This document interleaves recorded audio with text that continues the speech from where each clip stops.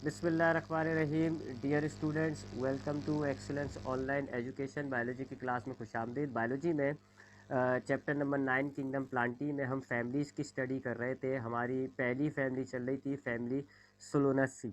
ठीक है, इस फैमिली को हम पोटैटो फैमिलीज भी कहते हैं। इस फैमिली के हमने कुछ जनरल करेक्टर्स देखे, इन्फ्लोरेसेंस देखी, फ्लावर देखे। फ्लावर के जो 4 होल्स होती हैं, कैलेक्स, कोरोला, एंडोशियम, गाइनोशियम, उनके कुछ हमने करेक्टरिस्टिक्स देखी। फिर हमने फ्लोरल फार्मूला बनाया था जी। मैंने काफ़ी डिटेल में बनाया था इसको, फ्लोरल फार्मूला के फ्लोरल फार्मूले में आप जो है सबसे पहले ये बताते हैं कि वो एक्टिनोमॉर्फिक है या जाइगोमॉर्फिक है, सिंबल्स क्या यूज़ होते हैं। एक्टिनोमॉर्फिक में ये रखे हुए सिंबल सारे, एक्टिनोमॉर्फिक के लिए ये सिंबल होता है, जाइगोमॉर्फिक के लिए ये सिंबल होता है। ठीक है, ये सारे सिंबल्स मैंने आपको सब लास्ट क्लास में समझाए थे। आज हमने फ्लोरल डायग्राम से स्टार्ट करनी है। ठीक है, इस चीज़ को हम हटा देते हैं। तो इस फैमिली की एक दो चीज़ें और रह गई हैं, वो भी हमें डिस्कस करनी है, वो ज़रा डिस्कस कर लेते हैं। तो फ्लोरल फार्मूला हमने लास्ट क्लास में बना लिया था फैमिली सोलोनेसी का। अब हम इसकी फ्लोरल डायग्राम बनाएंगे। वैसे याद रखिएगा, डायग्राम, फ्लोरल फार्मूला, ये अगर आपसे सवाल में पूछा जाए तो ही लिखिएगा। फ्लोरल फार्मूला तो लिखा हुआ होता है कि जी इस फैमिली के करेक्टर्स बताएं, इसकी इंपॉर्टेंस बताएं और इसका फ्लोरल फार्मूला बताएं। तो आपने वो फ्लोरल फार्मूला लिखना होता है, क्योंकि वो तो एक सिंपल सी चीज़ होती है इसलिए वो पूछ ली जाती है, लेकिन डायग्राम अक्सर नहीं पूछी जाती। तो अगर डायग्राम ना पूछी जाए, फ्लोरल डायग्राम को आपको ना कहा जाए तो बनाइएगा नहीं। सिर्फ अगर बोला जाए कि जी floral diagram, also draw floral diagram, तो ही फ्लोरल डायग्राम आप बनाइएगा।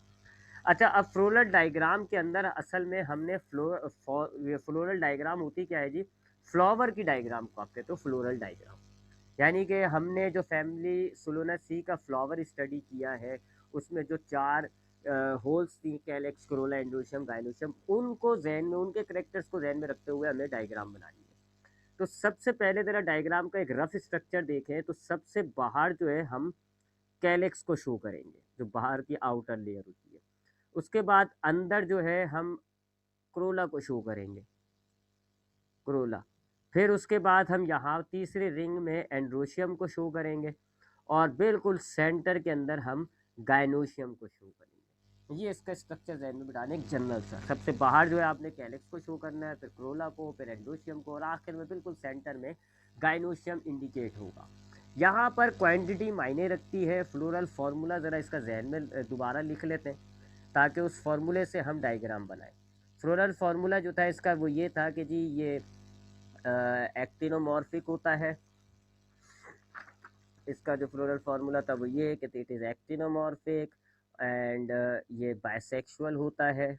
ये बाइसेक्सुअल का सिंबल है। फिर कैलेक्स जो है इसके अंदर कितनी होती हैं, 5 होती हैं। और ब्रैकेट का मतलब हो गया कि फ्यूज़ होती हैं, आपस में मिली हुई होती हैं। गैमोसिपेलियस होता है।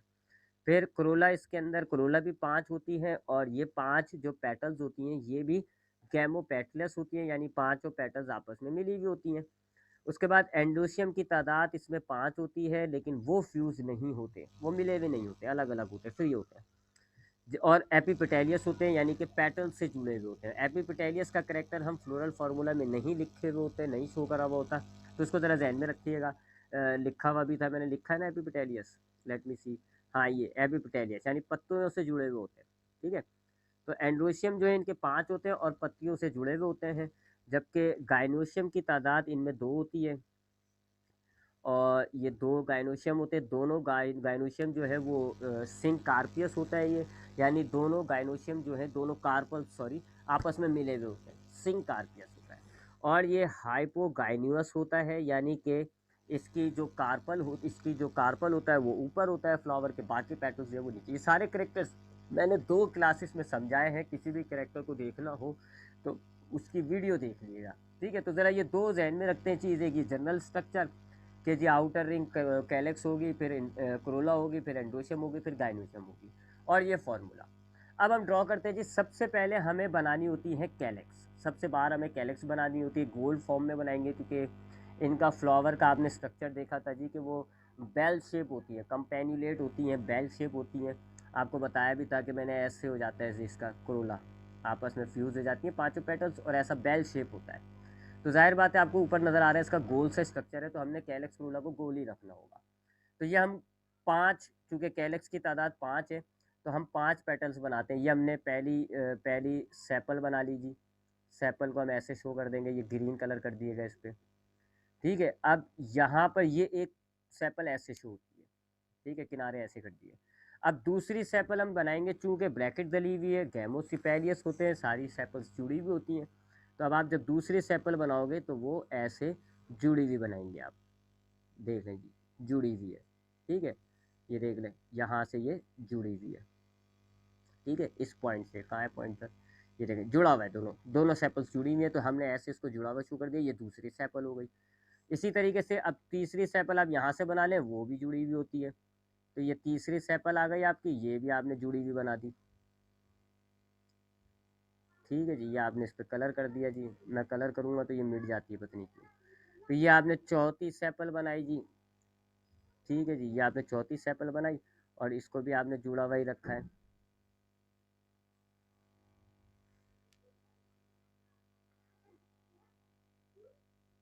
और ये आपने पांचवी सेपल बनाई, इसको भी आपने जुड़ा हुआ रखा है, ठीक है। अब मैं ज़रा जाहिर बात है रफ्सी बना रहा हूँ, आप बाकायदा एक सर्किल बना लिया करें, यानी कि कंपास से सर्किल बना लें, फिर उसके बाहर आप जो है वो ऐसे छतें निकाल लें, ठीक है। तो देखें 5 सेपल्स आ रही हैं, आउटर रिंग है तो ये कैलिक्स हो गई, 5 सेपल्स नज़र आ रही हैं तो ये 5 वाली बात साबित हो गई। और ब्रैकेट का मतलब होता है गैमोसिपेलियस होती है, सारी सेपल्स जुड़ी हुई होती है, तो देख लें मैंने सारी सेपल्स को जुड़ा हुआ बनाया है। अब उसके बाद हम बनाएंगे जी पेटल्स को बनाएंगे, इसकी 5 पेटल्स बनाएंगे, तो पाँचों पेटल्स को भी आप जोड़ लें। अब पाँचों पेटल्स को आप जोड़ लेते हैं जी, तो ये आपने पेटल्स बनाई एक, मैं इसका क्या करूँ, सर्किल बना देता हूँ मैं ऐसे,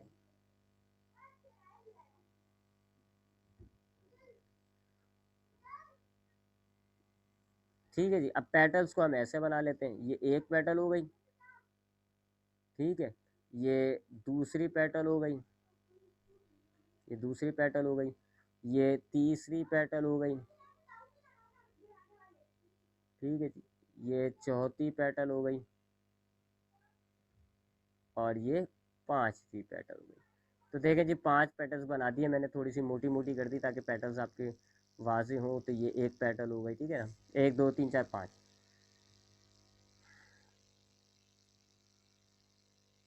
ठीक है जी। पांचों पेटल्स हैं, 5 पेटल्स आ गई, और चूंकि ब्रैकेट डली हुई यानी गैमोपेटेलियस होते हैं, पेटल्स जुड़ी हुई होती है, तो हमने भी इनको जोड़ दिया। अब हमने बनाना है तीसरी रिंग एंड्रोशियम की। तो एंड्रोशियम हम ऐसे बनाते हैं जी, ऐसे बना लेते हैं एंड्रोशियम को हम, फ्लोरल डायग्राम में 5 एंड्रोशियम बना लेते हैं। एंड्रोशियम जुड़े हुए नहीं होते, एंड्रोशियम पॉली होते हैं, यानी पॉली एंड्रोस होते हैं। पॉली एंड्रोस का मतलब होता है कि वो अलग अलग होते हैं। तो हमने पाँचों एंड्रोशियम को अलग अलग बना दिया, ये हमने पाँचों एंड्रोशियम्स को अलग अलग बना लिया। चूँकि मैंने आपको बताया था एपीपेटेलियस होते हैं, यानी इनका एंड्रोशियम जो है वो पेटल से जुड़ा हुआ होता है। तो अब आप वो डायग्राम में कैसे शो करोगे, ऐसे लाइन लगा के कि एंड्रोशियम जो है वो पेटल से जुड़ा हुआ है ऐसे।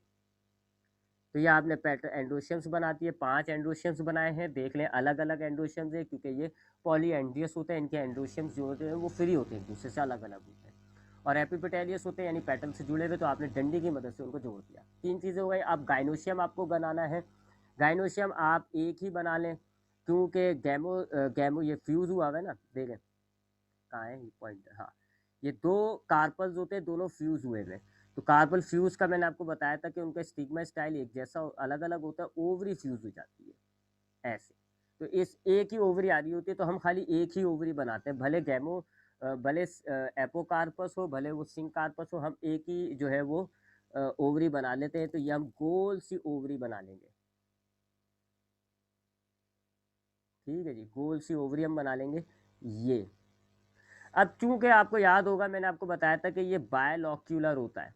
बायलॉक्यूलर का मतलब होता है इसके अंदर दो खाने होते हैं ऐसे, ठीक है, और ओव्यूल्स जो है उन खानों में ऐसे अरेंज हुए होते हैं यहाँ पे। तो हमें ओवरी के अंदर इस तरह का स्ट्रक्चर, ये बायलॉक्यूलर वाली बात को शो करना होगा। तो हम जो है ओवरी को ऐसे बना लेंगे कि ये बायलॉक्यूल हो गए, दो खाने हो गए, और ये हमने ओव्यूल्स बना लिए। ये इसकी फ्लोरल डायग्राम हो गई। आखिर में यहाँ पर आपने ये मदर एक्सिस बनाना होता है, इससे हमें ये पता चलता है कि फ्लावर का फेस कौन सा है, ठीक है। तो ये हमने फ्लोरल डायग्राम बना ली। यहाँ पर ये फ्लोरल डायग्राम जो है वो मुश्किल नहीं होती, बस जहन में रखिएगा, 4 ही चीज़ें आपको शो करनी होती हैं, calyx, Corolla, androecium, gynoecium. Calyx अगर फ्यूज़ है तो आप मिला दें, अलग अलग है तो आप अलग अलग रखें, थोड़ा सा गैप रख दें। इसी तरह पेटल्स के साथ भी, एंडोशियम के साथ भी, गाइनोशियम में आपने लोक्यूल्स को भी शो करना होता है। तो ये इस फैमिली की जो है वो फ्लोरल डायग्राम हो गई। अब उसके बाद जो हमें फैमिली की अगली चीज़ डिस्कस करनी होती है वो इसकी इकोनॉमिक इम्पोर्टेंस होती है।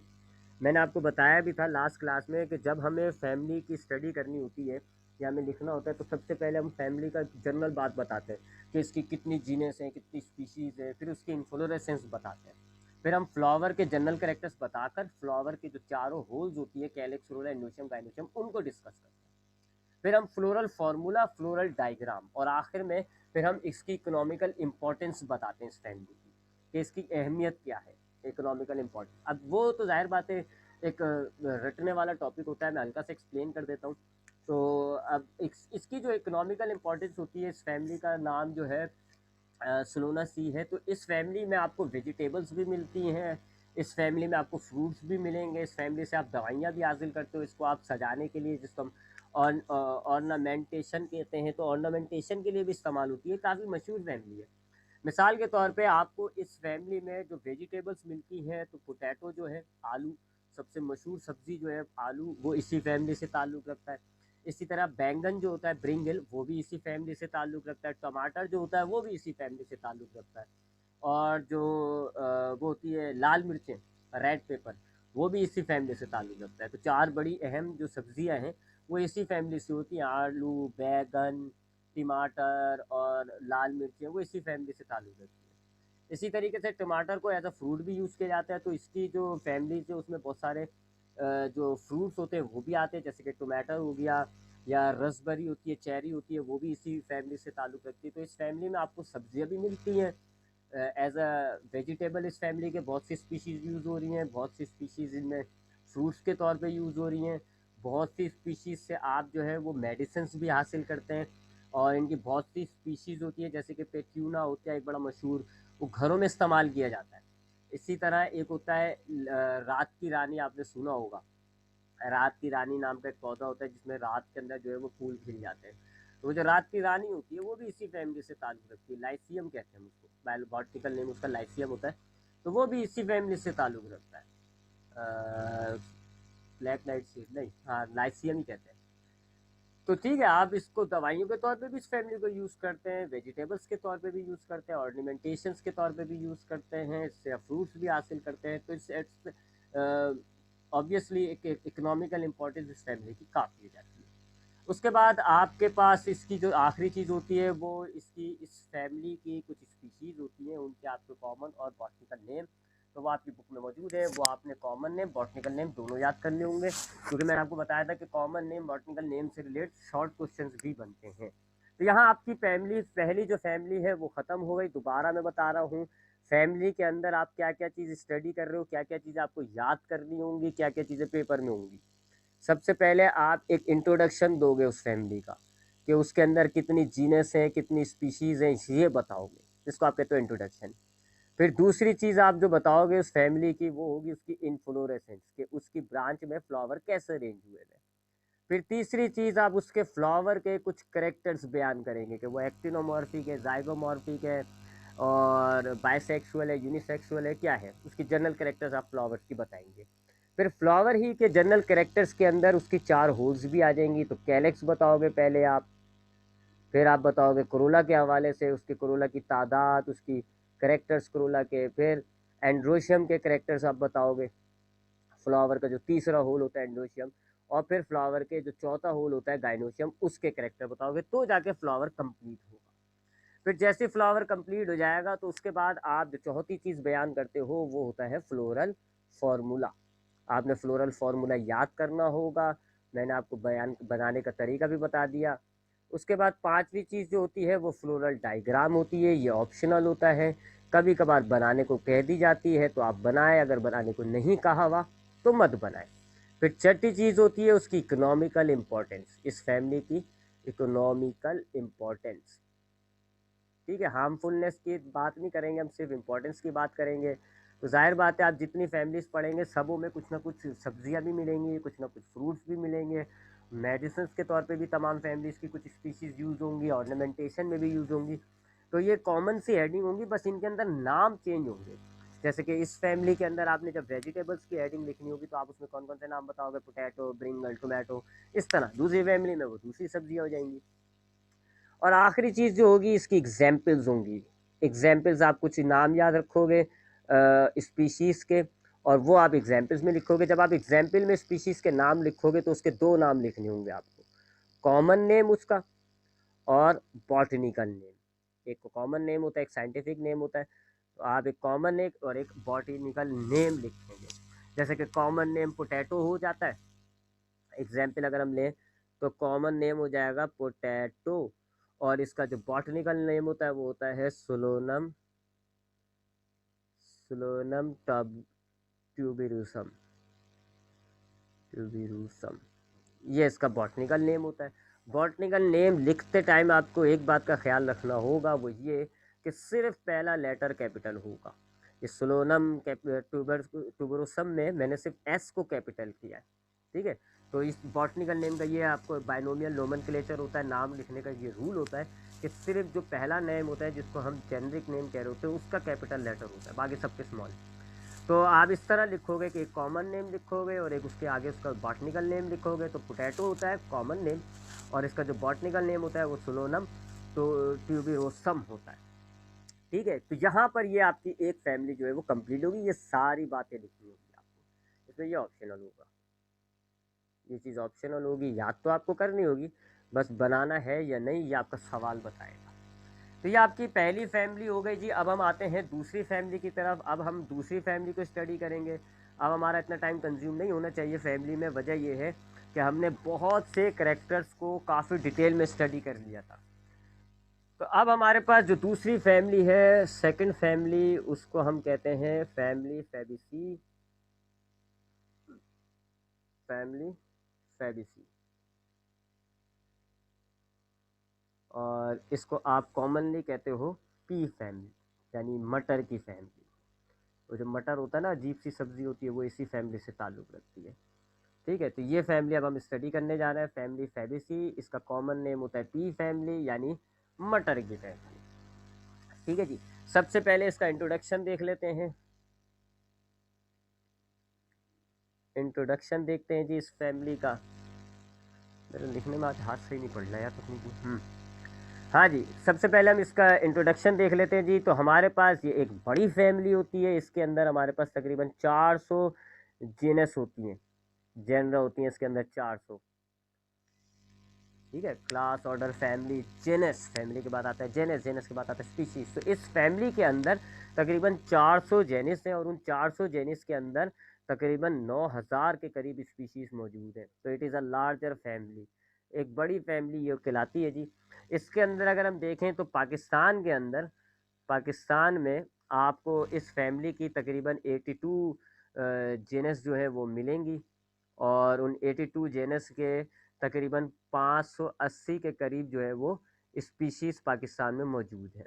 तो ये इस फैमिली का थोड़ा सा इंट्रोडक्शन हो गया कि एक बड़ी फैमिली है, 400 जेनस है इस फैमिली में, और 900 के करीब इसकी स्पीशीज़ मौजूद है। इसकी पाकिस्तान के अंदर 82 इसकी जनरस है, और स्पीशीज़ की तादाद जो है वो तकरीबन 580 है। इसकी इन्फ्लोरेसेंस देखें अगर हम, इन्फ्लोरेसेंस देखें अगर हम, तो इसकी इन्फ्लोरेसेंस जो है वो मोस्टली रेसमोस होती है, ठीक है। रेसमोस क्या होता है, जिसमें मेन ब्रांच जो है वो आपकी कंटिन्यू करती रहती है ग्रोथ में, और जो बाकी की साइड में होती हैं वो आपकी ब्रांचेस बनती हैं, उसमें फ्लावर आते रहते हैं, ठीक है। तो इसकी इन्फ्लोरेसेंस जो है वो रेसमोस होती है। रेसमोस मैं आपको बता चुका हूँ, रेसमोस और साइमोस दो किस्म की इन्फ्लोरेसेंस होती है। तो रेसमोस कहते हैं जी जिसके अंदर जो है वो main branch continue to grow, और जो मेन ब्रांच होती है वो ग्रोथ करती रहती है। मैं आपको दिखा देता हूँ, मैंने तो आपको शेयरिंग की है ना, है मेरे पास, लेट मी सी, अगर एक रिमाइंड करा दूँ, हाँ ये देखें, ये रेसमोसी वाली होती है कि मेन ब्रांच जो है वो कंटिन्यू करती रहती है ग्रोथ, और साइडों में से ब्रांचेस निकलते हैं और उन ब्रांचेस पे फ्लावर्स आ रहे होते हैं। तो ऐसी इसके अंदर इन्फ्लोरेसेंस पाई जाती है। उसके बाद इसके फ्लावर की बात करें अगर हम, इसके फ्लावर्स की बात करें अगर, तो अब हम फ्लावर की हेडिंग डाल लेते हैं। इसके फ्लावर का अब मैं करेक्टर बयान करने जा रहा हूँ आपके सामने। इसके फ्लावर की शायद डायग्राम मेरे पास हो, अगर होगी तो दिखा देंगे। सबसे पहली बात, पेडिसलेट होता है ये इसका फ्लावर, यानी कि पेडिसलेट भी आपको बताया हुआ है, पिछली फैमिली भी पेडिसलेट थी, कि इनके फ्लावर के अंदर एक छोटी सी डंडी नीचे मौजूद होती है जिसको हम पेडिकल कहते हैं। तो इसलिए ऐसे फ्लावर्स को हम पेडिसलेट कहते हैं जिनमें डंडी मौजूद होती है। फिर बाइसेक्सुअल होता है ये, इसमें एक ही फ्लावर में दोनों सेक्सेस पाए जाते हैं, यानी एंड्रोशियम गाइनोशियम एक ही फ्लावर में मौजूद होता है, इसको आप बाइसेक्सुअल कहोगे। जाइगोमॉर्फिक होते हैं, एक्टिनोमॉर्फिक और जाइगोमॉर्फिक, ये भी एक्सप्लेन कर चुका हूँ मैं। जाइगोमॉर्फिक का मतलब होता है बायलेटरली सिमेट्रिकल, यानी आप खाली एक लाइन लगाएंगे तो फ्लावर जो है वो 2 इक्वल पार्ट्स में तकसीम होगा। इसी तरह ये हाइपोगाइनवस भी होता है और पेरीगाइनवस भी होता है। हाइपोगाइनवस भी होता है और पेरीगाइनवस भी होता है। और पेरीगाइनवस,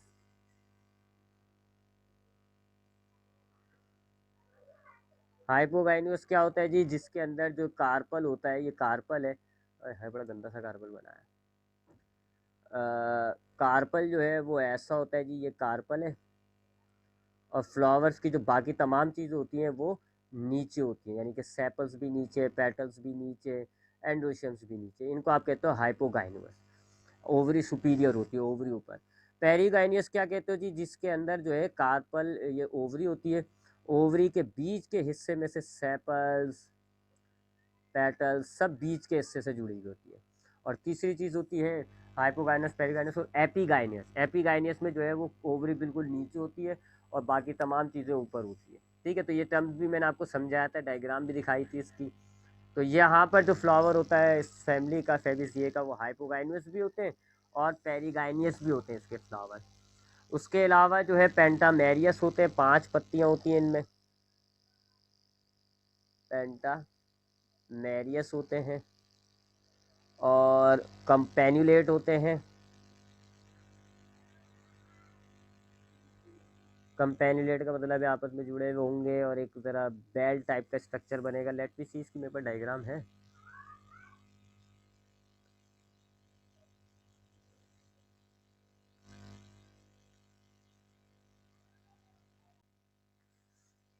ठीक है जी, तो इसके फ्लावर आपके पास जो है वो पेंटामेरियस होते हैं और कंपेन्यूलेट होते हैं। उसके बाद एक और इसका करेक्टर है, अब वो ज़रा इसका एक इम्पॉर्टेंट करेक्टर होता है जो आपको बाकी किसी पिछली फैमिली में नहीं मिला,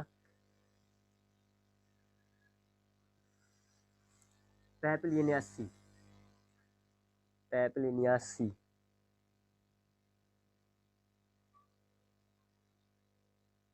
अब ये क्या होता है पैपलिनियासी? इसके ये चूँकि पिछले इसमें नहीं आया था, लिहाजा इसको मैं ज़रा समझा देता हूँ कि पैपलिनियासी क्या होता है जी। इसके लिए मेरे पास डायग्राम है, लेट मी सी। हाँ, ये देखें, इसके ज़रा फ्लावर की पत्तियों को देखिएगा। इसकी फ्लावर की पत्तियां जो है होती तो 5 है, और कंपेन्यूलेट का मतलब है, मैंने अभी आपको बताया कि इसका फ्लावर में पेंटामेरियस है, यानी कि 5 पत्तियां हैं। कंपेन्यूलेट है यानी कि बेल टाइप का स्ट्रक्चर बनेगा, वो सारी पत्तियां आपस में जुड़ी हुई होंगी और कुछ घंटी की तरह का स्ट्रक्चर बनेगा। तो ये इस फ्लावर की तरह डायग्राम को देखिएगा, देख लें, दोनों बातें सही साबित हो रही है। 5 पत्तियां हैं, देखेंगे नीचे पत्तियां अलग अलग करके दिखाई है, 1 2 3 4 5। और जब ये आपस में मिल रही है तो देखें एक तरह बेल टाइप का स्ट्रक्चर बन रहा है। अब अजीब सी बेल सही, लेकिन अगर बन रहा है बेल टाइप का। अब ये पेपलिनियासी क्या होता है? पेपलिनियासी जो है खास किस्म की अरेंजमेंट होती है पेटल्स की। कैसी जी? कि आपके पास जो 5 पेटल्स होती हैं उनके साइज एक जैसे नहीं होते।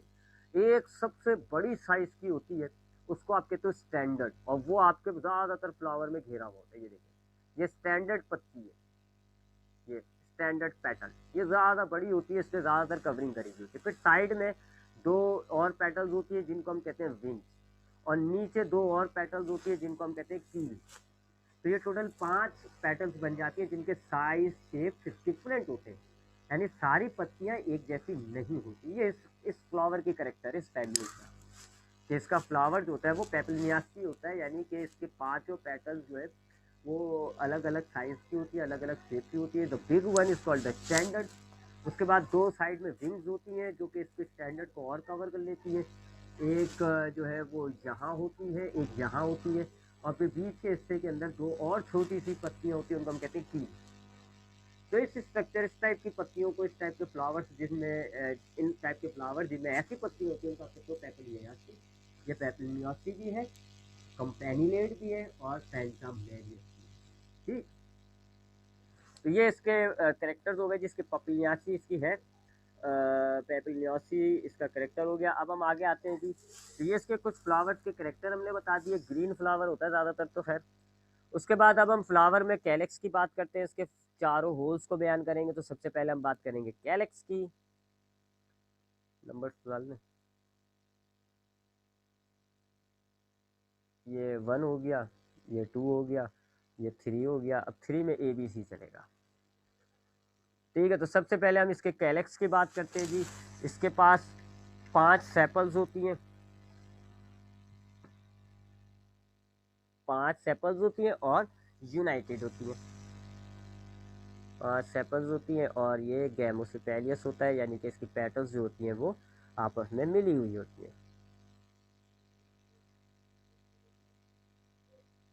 ठीक है, ये इसके 5 पेटल्स वाले होते हैं इसके कैलेक्स, और आपस में जो है वो मिली हुई होती है। तो हम उसको कहेंगे कि वो गैमो पेटेलियस लिख दिया मैंने, सॉरी, गैमोसिफेलियस होता है। गैमोपेटेलियस तो पेटल्स में कहते हैं, गैमोसिपेलियस होता है। ठीक है जी, तो गैमोसिपेलियस इसके कैलेक्स होते हैं और जी 5 इसके कैलेक्स होते हैं। अब इसके क्रोला की बात करते हैं जी। दूसरा इसका होल जो होता है वो क्रोला होता है। आपको पता है जी, फ्लावर जो है वो पेंटामेरियस है। इट मीन्स के पत्तियाँ कितनी होंगी जी? 5, 5 पेटल्स होंगी, क्योंकि फ्लावर पेंटामेरियस है। और आपने ये भी देखा कि कंपेन्यूलेट है, बेल टाइप का स्ट्रक्चर है, सारी पत्तियाँ आपस में मिली हुई हैं। तो हम कहेंगे कि ये अच्छा, पत्तियों का हमने देखा जी कि कुछ पत्तियाँ आपस में मिली हुई अलग अलग करी ना हमने, तो पत्तियाँ अलग अलग हो गई, तो हम इसको कहेंगे पॉलीपेटेलियस। अब इसको हम कैसे बयान करते हैं, देखें, मैंने आपको इसका करेक्टर क्या बताया कि ये पेपिलियोसी है। अब पेपिलियोसी की मैंने आपको डायग्राम बताया। एक ये होता है, फिर एक ये होती है, 2 3, ये 4 और ये 5। अब ये जो 5 होती हैं जी, 1 2 3 4 5, इनमें से ये 2 जो होती हैं समझ लो आप फ्यूज हुई होती है, तो और 3 फ्री होती है। फिर ये 2 का साइज बिल्कुल डिफरेंट है, इस 2 का साइज, इसका 1 का साइज बिल्कुल डिफरेंट है। तो साइज को अलग अलग शो करना है, और 2 फ्यूज भी हैं, ये बात भी बतानी है। तो ये हम फ्लोरल फॉर्मूले में ऐसे लिखेंगे कि एक पेटल अलग, फिर 2 अलग, फिर 2 अलग, और फिर ब्रैकेट डालेंगे इस रो में। ये क्यों कर रहे हैं? क्योंकि सारी पेटल्स एक शेप की नहीं है, पेपिलियोसिस स्ट्रक्चर है, सारे पेटल्स एक शेप के नहीं है। एक बड़ा है, 2 एक जैसे, ये लार्जर है जी, सबसे बड़ा, इसलिए हमने इसको बिल्कुल अलग करा 1 लिखकर। फिर ये दोनों एक जैसी हैं, इसलिए हमने इनको लिखा कि +2। ये दोनों एक जैसी हैं लेकिन फ्यूज हुई हैं, तो इसको हमने अलग से लिखा 2 और ब्रैकेट। तो जब हम फ्लोरल फॉर्मूला लगाएंगे तो हम इसकी पैटर्न्स को ऐसे लिखेंगे, 2 1 +2 +2 ब्रैकेट में। ठीक है जी, क्यों, वजह क्या है? पेपिलियोसिस करेक्टर आपको शो करना है जी फ्लोरल फार्मूला के अंदर। तो ये ज़रा जहन में रख लिएगा कि इसका जो हम फ्लोरल फार्मूला बनाएंगे तो उसके अंदर हम क्या लिखेंगे, किस तरीके से लिखेंगे। बहरहाल इसकी पेटल्स चूँकि ज़्यादातर तो आपको सिर्फ 2 ही फ्यूज़ है, बाकी तो अलग अलग नज़र आ रही है, तो इसको हम कहेंगे कि ये पॉलीपेटेलियस है। ठीक है, अलग अलग पत्तियाँ हैं, इसलिए हम पॉलीपेटेलियस कह रहे हैं। बस आखिर की 2 फ्यूज़ हैं, तो उसको हम ब्रैकेट में 2 शो कर देंगे। फिर जाहिर बात है, ये सारा मामला इतना जो पेचीदा इसका फ्लोरल फार्मूला बन रहा है, तो वो वाला करेक्टर भी लिख देते हैं कि इसकी जो पेटल्स की अरेंजमेंट होती है वो पेपिलियोसी वाली है, एक बड़ी, फिर 2 एक जैसी, फिर आखिर की 2 फ्यूज। तो इस करेक्टर को आप कहते हो papilionaceae. With different size of petals, एक लार्जेस्ट पेटल होती है जिसको आप स्टैंडर्ड कहते हो, 2 लेटरल पेटल्स होती हैं, और उसके बाद जो 2 लेटरल पेटल्स होती है उनको आप विंग्स कहते हो। अभी डायग्राम दिखाई थी मैंने, तो एक बड़ी पेटल होती है उसको आप स्टैंडर्ड कहते हो, ये स्टैंडर्ड है। उसके बाद 2 ये छोटी वाली होती है, इनको आप कहते हो विंग्स, ये दोनों अलग अलग होती है। बहरहाल साइज़ में एक जैसी होंगी आपस में ये, बाकी सबसे डिफरेंट और अलग अलग होंगी, तो इनको आप विंग्स कहते हो। और जो नीचे की 2 होती है स्मॉल, 2 ऐसी होती है, ये दोनों आपस में मिली हुई होती है, तो इनको हम कहते हैं कील, और ये फ्यूज होती है, तो इनके लिए हम 2 ब्रैकेट करेंगे। ठीक है, इस पूरी टाइप का ये जो इतना फ्लावर में पेटल्स की ये जो मामला है, इसको आप कहते हो कि ये पेपिलियोसी है। तो हमने वो लिख दिया जी करेक्टर इसका कि ये पेपिलियोसी है। ये हो गया क्रोला। अब आते हैं तीसरा चीज़ इसका, एंड्रोशियम। एंड्रोशियम डिस्कस करते हैं इसका, ABC एंड्रोशियम। इसके एंड्रोशियम को डिस्कस करें तो इसके पास 10 स्टेमन्स होती हैं, अब इसके 10 स्टेमन में भी अलग मामला है। 10 स्टेमन्स होती हैं जिनमें से इसके पास 10 स्टेमन्स होती है जिनमें से 9 फ्यूज होती हैं और एक अलग होती है एंड 1 फ्री। ठीक है, अब चूंकि आपने देखा, अभी मैं फ्लावर दिखा देता हूँ आपको। देखो है, ये रहा, नहीं इसमें शो नहीं हो रहा, मैं भी आपको दिखाता हूँ।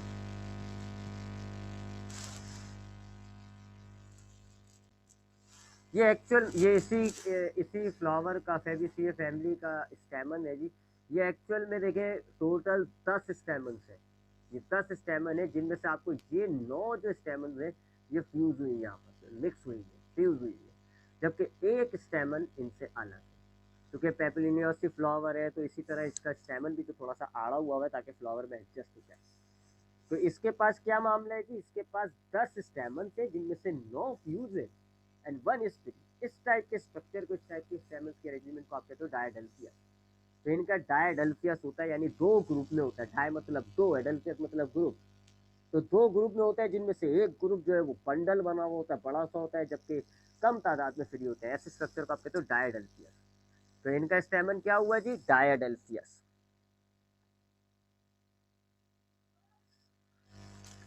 डायडेल्फियस।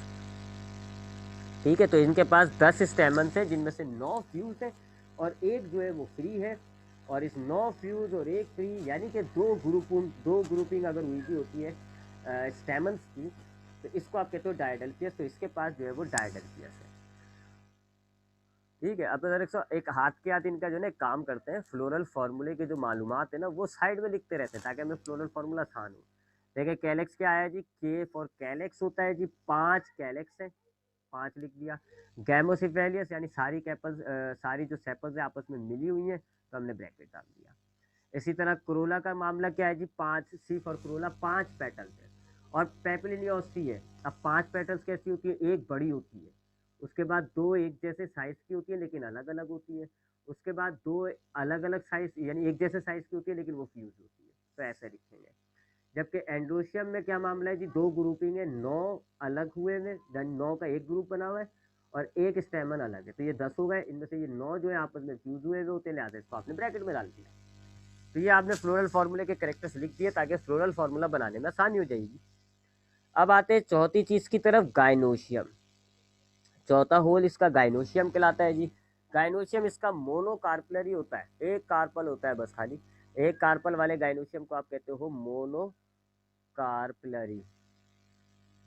ठीक है, मोनोकार्पलरी होता है ये इसका, यानी एक गाइनोशियम कह रहा हूँ, एक कार्पल मौजूद होता है।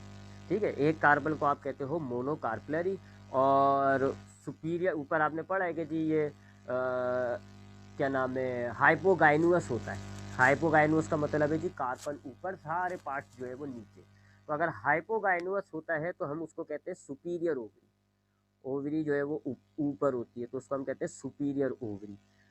तो इसके एक तो मोनोकार्पलरी होता है यानी एक ही कार्पल मौजूद होता है, और ये चूंकि फ्लावर हाइपोगाइनुअस था, कार्पल ऊपर था, सारे पार्ट्स नीचे थे, तो ये जो है इसकी ओवरी जो है वो सुपीरियर हो गई।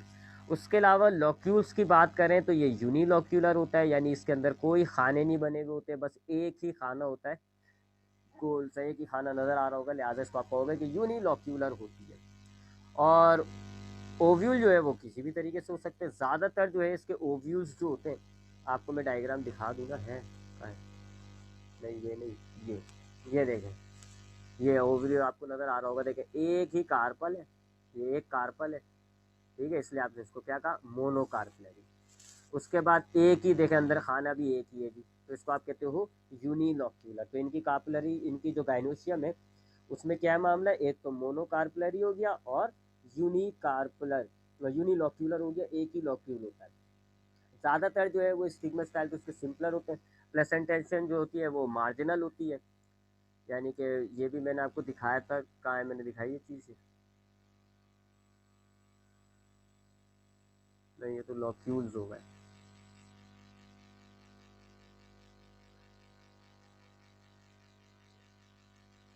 प्लेसेंटेशन, प्लेसेंटेशन क्या होती है जी, कि ओवरी के अंदर जो ओव्यूल्स होते हैं उनके अरेंजमेंट को आप कहते हो प्लेसेंटेशन। ये कुछ टाइप्स होती हैं जी, मार्जिनल कहते हैं अगर हमारे पास ओव्यूल जो है वो एक लाइन के अंदर अरेंज हुए होते हैं। एक्साइल कहते हैं कि अगर हमारे पास जो है वो लॉक्यूज दो तीन लॉक्यूज हो और सारे जो ओव्यूज है वो सेंटर में फ्यूज हो गए होते हैं। पेराइटल कहते हैं कि हमारे पास एक ही लॉक्यूल होता है, पेयर बना हुआ होता है, तो पेराइटल बनता ही है, pair for parietal. Free central placentation क्या होता है जी, कि आपके पास कोई पेयरिंग नहीं होगी, बिल्कुल सेंटर में मौजूद होता है। तो ये कुछ होती है इसकी, जो ये फेबिसी है जी, इसकी प्लेसेंटेशन मार्जिनल होती है। यूँ इसका मटर बनता है, मटर ध्यान में रखिएगा, मटर बनता है ना, इससे मटर की फैमिली कहलाती है। तो इसकी जो प्लेसेंटेशन है वो कैसी हुई, मार्जिनल, यानी कि एक ही तो लॉक्यूल है।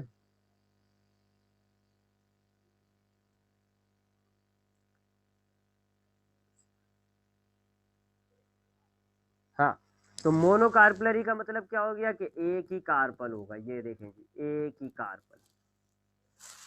उसके बाद सुपीरियर ओवरी तो बड़ी होती है जी, सारी चीज़ें नीचे होंगी, सब नीचे होंगे, कैलेक्स, क्रोला, एंडोस्टर्म सब नीचे होंगे ओवरी से।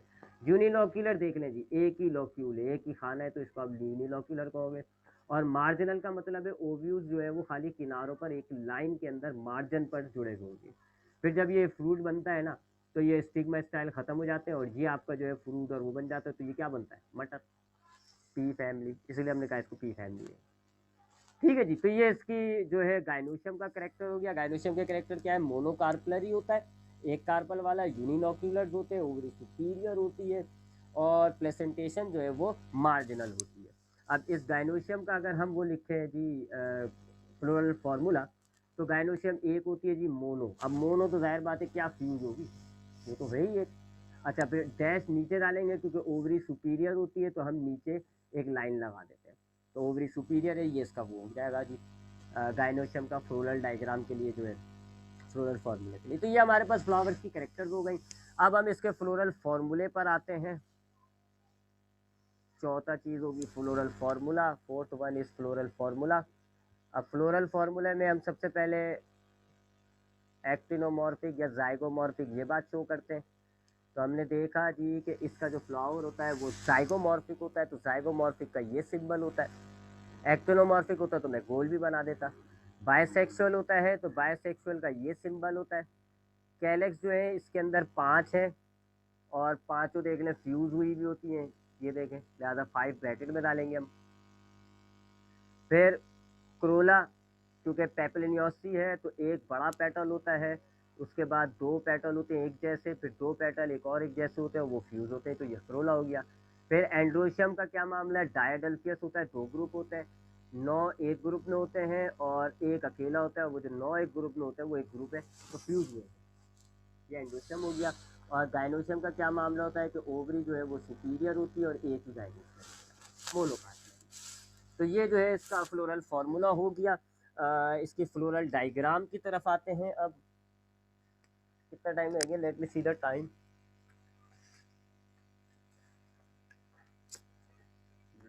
टाइम फिक्स है।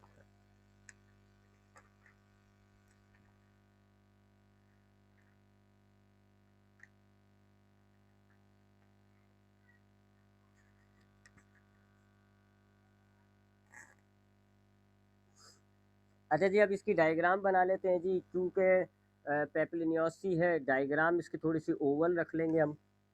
मदर है, अच्छा फ्लोरल क्या है, नंबर 5, फ्लोरल डायग्राम बना रहे हैं अब हम इसकी। फार्मूला ऊपर लिखा हुआ है, उस फार्मूले को देखते हुए हम बनाएंगे।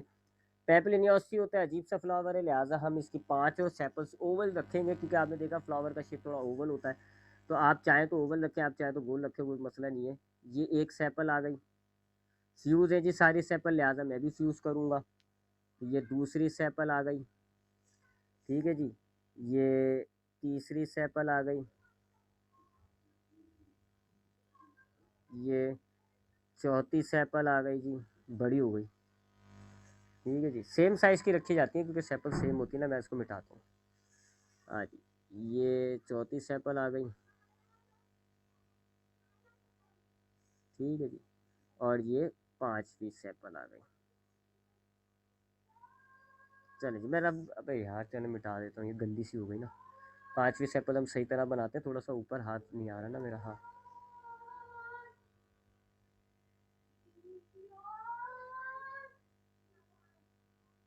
ठीक है जी, ये पांचों सेपल्स आ गए, देख ले जी, 5 सेपल्स हैं, गिन लें। और फ्यूज़ कर दी हमने, क्योंकि फ्लोरल फार्मूला शो कर रहा है कि ये पांचों जो सेपल्स होती हैं गैमोसिफेलियस होती हैं, लिहाजा मैंने भी इनको फ्यूज़ कर दिया। ठीक है जी, ये आपके पास 5 आ गई। अब ये जो क्रोला का वो पेपिलोनोसी करैक्टर है, उसको हम कैसे शो करेंगे? एक बड़ी पत्ती होती है, ये हमने बड़ी पत्ती बना दी जी। अगर डिफरेंट कलर ले लेता हूँ, ग्रीन कलर ले लेता हूँ, ये एक बड़ी पत्ती होती है, हमने एक बड़ी पत्ती बना दी जी, ये बड़ी पत्ती हो गई। ये सारी अलग अलग होती है, सिर्फ आखिर की 2 फ्यूज़ होती हैं, लिहाजा सबको अलग अलग रखिएगा। उसके बाद ये हमने 2 जो है साइड में बना दी, एक विंग और ये दूसरी विंग, दोनों को अलग अलग करा है। देखें जी, ऊपर वाले से नहीं जुड़नी चाहिए क्योंकि ये अलग अलग होती है। नीचे की 2 आप जोड़ दिएगा जी, तो नीचे की एक ये आ गई जी, और ये दूसरी आ गई। ठीक है, तो नीचे की 2 मैंने जोड़ दी हैं, क्योंकि नीचे की जो 2 होती है ना, कील जिसको हम कहते हैं, वो दोनों फ्यूज़ होती हैं। ठीक है, ये बीच का ज़रा इसको सही कर लेते हैं।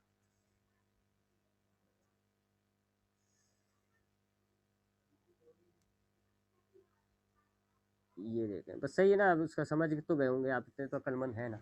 तो देखें, ये पेपिलोसी कैरेक्टर शो कर रहा हूँ मैं। देखें जी, 3 ग्रुप हुए हैं ना, 1 2 2, तो ये देख लें, 1 2 और 2, आखिर के 2 फ्यूज़ हैं, तो आखिर के 2 को फ्यूज़ मैंने किया है। उसके बाद आपने ये वाला कैरेक्टर एंडोशियम शो करना है जी, तो 9 एंथर्स और 1 एंथर अलग बनाना होगा आपको। एंथर को हम ब्लैक से बना लेते हैं, तो 9 एंथर बना लेते हैं जी। मैं अभी ऐसे बना रहा हूँ, आपकी मर्ज़ी, आप ऐसे बनाएं चाहे आप ऐसे बनाएं, मर्ज़ी है। 3 4 5 6 7 8 9, ये 9 है जी, इनको आपस में लाइन लगा के जोड़ दें, ये फ्यूज़ हो गए। ठीक है, और एक सेपरेट है, तो ये एक हमने सेपरेट कर दिया।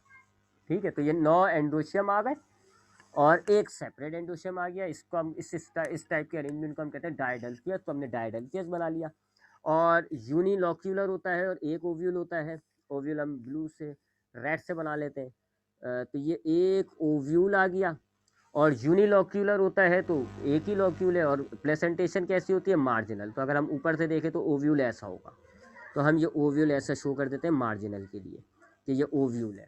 ठीक है, तो वो सारे करेक्टर्स आ गए थी जो हमने डिस्कस किए थे। देख ले जी, 5 आपके पास सेपल्स आ रही हैं, फ्यूज है। कार्पल्स की अरेंजमेंट आपको कुछ इस तरह नज़र आ रही है कि एक बड़ी कार्पल है, अलग है। 2 पेटल्स जो हैं वो अलग अलग है, सेम साइज़ की हैं, और 2 जो पेटल्स हैं वो फ्यूज़ है। तो ये कार्पल की पेपिलोनियोसिस स्ट्रक्चर आ गया।